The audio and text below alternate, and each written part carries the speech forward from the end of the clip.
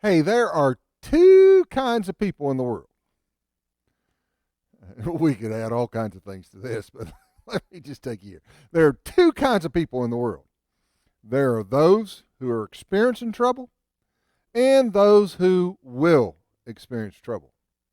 Jesus said this at the tail end of the Sermon on the Mount. That would be Matthew 5, 6, and 7, is where the Sermon on the Mount is found in the Bible.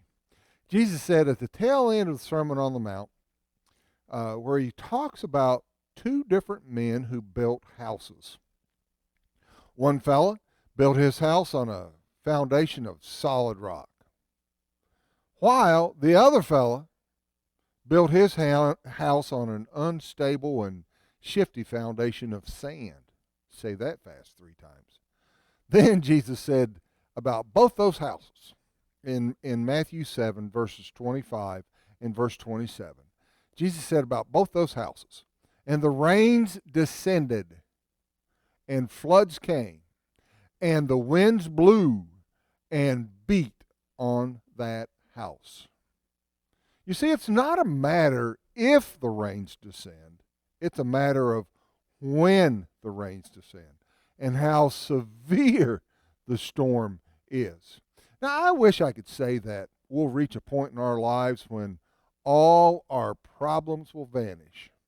In reality, some problems simply replace other problems. You see, if we're not rolling into a storm or out of a storm, we'll face one eventually. So, batten down your hatches. Worse yet, storms can seemingly come out of nowhere. It might be a hardship, it could be anxiety, it could even be a tragedy.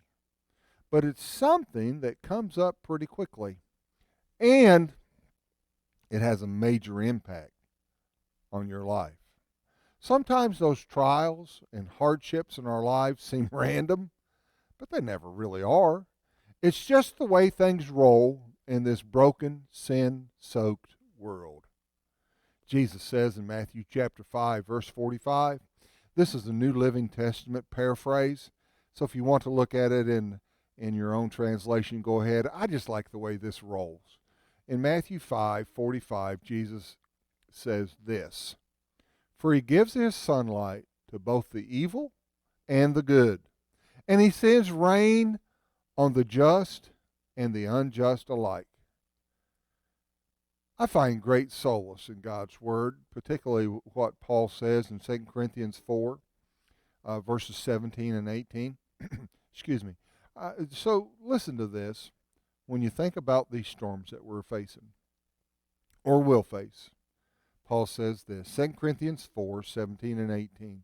For our present troubles are small, and they won't last very long.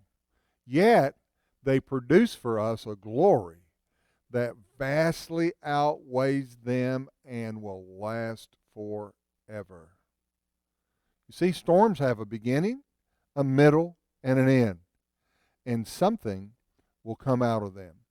According to God's Word, he says, an immeasurably great glory. God said so.